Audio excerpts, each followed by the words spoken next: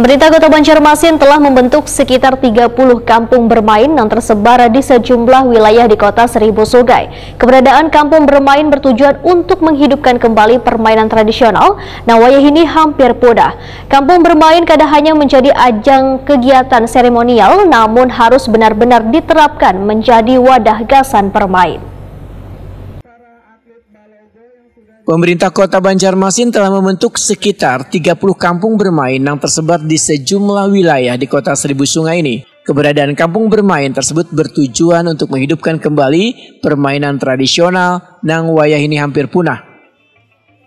Wali Kota Banjarmasin Ibnu Sina Wayatakuni Prima TV Kamarian Minggu 19 November 2023 berharap kampung bermain kadang hanya menjadi ajang kegiatan seremonial, namun harus benar-benar diterapkan menjadi wadah gasan bermain.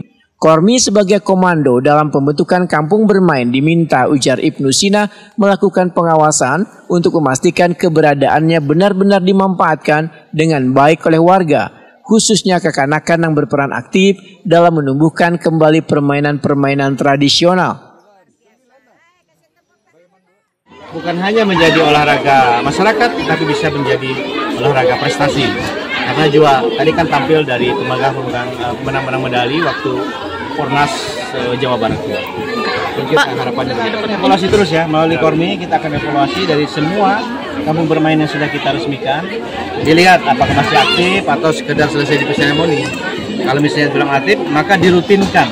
Ini teman-teman dari senam kan, ada yang setiap minggu melaksanakan senam di sini. Ibu-ibu tidak perlu harus pakaian olahraga, baju dasar juara apa senam, yang penting sehat. Nah gitu. Berarti tidak hanya untuk anak-anak doang kampung bermain ini, untuk juga bisa masyarakat lah. Jadi masyarakat itu masyarakat. Jadi ini bukan hanya milik RT 2 saja ya, tapi semua talenta di kampung ini kan banyak nang asli apa ngarannya, misalnya nang juara-juara renang itu karena memangnya hari-hari berenang ya. Sungai juga, sungai, kemudian juga talenta-talenta berbakat yang punya kemampuan, punya potensi bisa dikembangkan.